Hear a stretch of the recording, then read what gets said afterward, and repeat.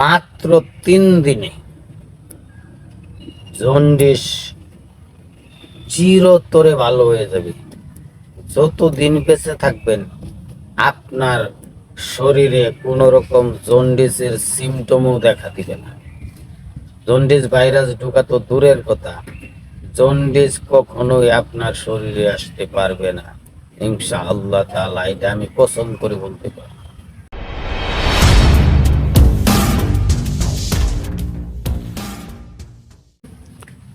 আসসালামু আলাইকুম।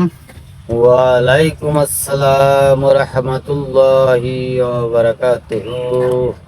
কেমন আছেন আপনারা? আলহামদুলিল্লাহ হুজুর ভালো আছি। আপনার কিরকম আছে? মাশাআল্লাহ, আলহামদুলিল্লাহ আলহামদুলিল্লাহ। যাক, আল্লাহ পাক রাব্বুল ইজ্জত খুব ভালো রাখছে। আলহামদুলিল্লাহ। হুজুর আপনার কাছে চলে আসলাম আজকে আমি ছোট্ট একটি কথা নিয়ে, একদম ছোট। হুম, আবার যে কথাটা বলবো এই কথাটা অনেক বড় আকারে। যে রোগটা বলবে এই রোগটা কিন্তু বিশাল বড় আকারে, কথাটা একটু সামান্য। তাই দয়া করে আপনার কাছে চলে আসলাম। দয়া করে আমার এই ভিডিওতে আজকে আপনি এর সঠিক যে জবাবটা, এই জবাবটা দিবেন এবং কোন কাজটি করলে এই রোগ থেকে মুক্তি পাওয়া যাবে দয়া করে ভিডিওতে বলবেন। সেটা রোগটা আমরা দেশ গ্রামের ভাষায় বলি জন্ডিস, রক্ত শূন্যতা, এটা আমরা বলি। এই জন্ডিসটা আসলে একটা মানুষের শরীরে কিভাবে হয়, কোন কারণে হয় এবং কি করলে এই জন্ডিস থেকে মুক্তি পাওয়া যাবে এবং কোন ঔষধ দ্বারায় এই জন্ডিসটা একদম নির্মূলভাবে একটা মানুষের শরীর থেকে শেষ হয়ে যাবে, দয়া করে আমার এই ভিডিওতে আপনি একটু বলবেন। ধন্যবাদ আপনাকে। খুব সুন্দর করে প্রশ্ন করেছেন, আমি খুব সুন্দর করে উত্তর দেব। প্রশ্নটাতে শুনতে পাই যে জন্ডিস, প্রকট পরিমাণ কিন্তু জন্ডিস বাংলাদেশে রয়েছে। প্রায় মানুষেরই এই জন্ডিস রয়েছে। কেউ বুঝতে পারে, কেউ বুঝতে পারে না। 80 প্রকার জন্ডিস আছে, বুঝতে পারছেন? জি, 80 প্রকার জন্ডিস। কিছু কিছু জন্ডিস দেখা গেল মানুষ বুঝতে পারে, শরীর হলুদ হয়ে যায়, চোখ হলুদ হয়ে যায়, হাতের তালু হলুদ হয়ে যায়। তখন কিছু কিছু মানুষ বুঝতে পারে যে আমার জন্ডিস হয়েছে। আর জন্ডিসের সিমটম কিন্তু বিভিন্ন প্রকারের রয়েছে।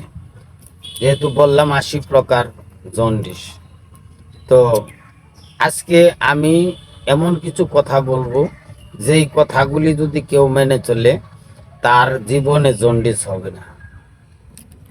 আর যাদের জন্ডিস হয়ে গেছে তাদের জন্ডিস দেহ থেকে মাত্র 3 দিনের ভিতর পালিয়ে যাবে।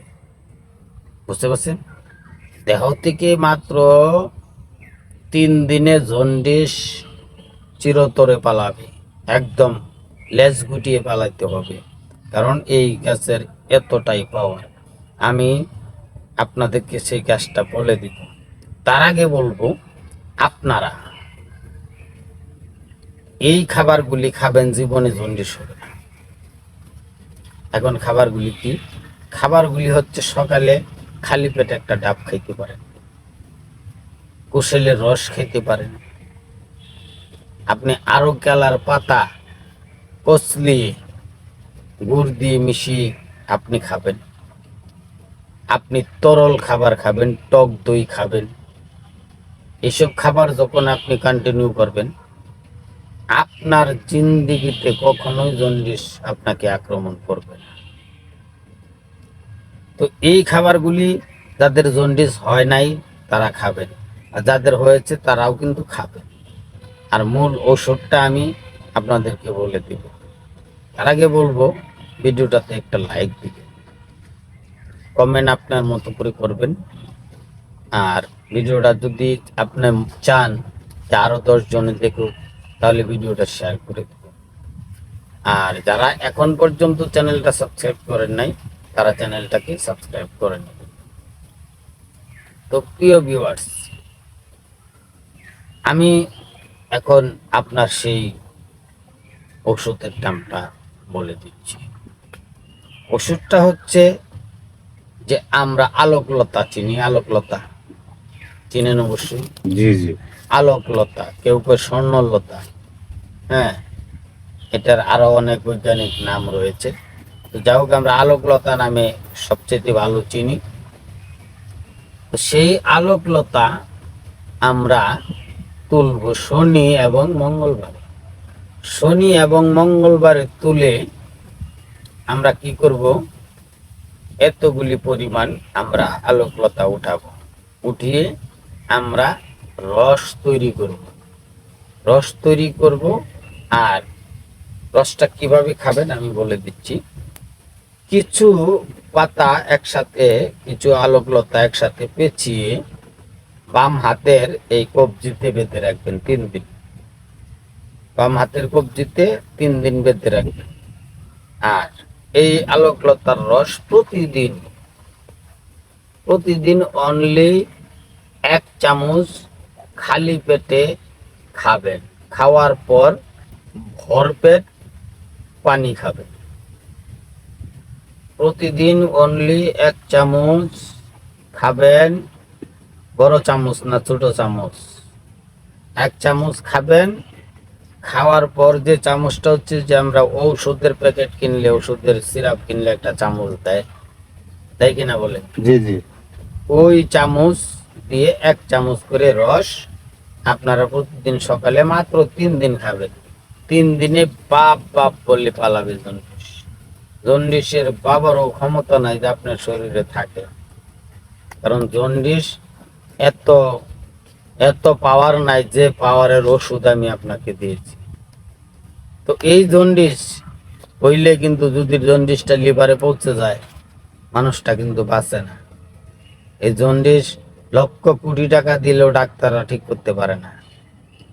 কেউ কেউ এটা কামেলা রোগ বলে, কেউ মালা ব্যবহার করে, কেউ বিভিন্ন ঝাড়ফুঁক দেয়। আমি এই অনেক সময় গুড় আর লেবু দিয়ে ওষুধ দেই।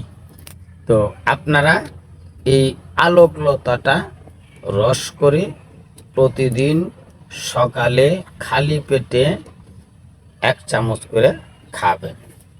আর এতে করে 3 দিন খাইলেই রোগ ভালো হয়ে যাবে। তো প্রিয় ভিউয়ার্স, আপনার সন্তান আছে, আপনার সন্তানকে যেভাবে আপনি লালন পালন করেন, আপনার বাপ মাও কিন্তু আপনাকে এইভাবে লালন পালন করছে, ঠিক কিনা? তো আপনি এখন, আপনার বাবা মা বৃদ্ধ হয়ে গেছে, এখন আপনি আপনার বাবা মার সেবা করেন না, এটা কিন্তু ঠিক না। আপনি প্রত্যেক দিন আপনার বাবা মাকে খেদমত করবেন, জিজ্ঞাসা করবেন খেয়েছি কিনা। তার বাবা মা কাছে নেই, প্রতিদিন ফোন করে বলবেন কি লাগবে, কি সমস্যা, কিছু দিবেন। এই আশা ব্যক্ত করি আজকে বিদায় নিব। খোদা হাফেজ।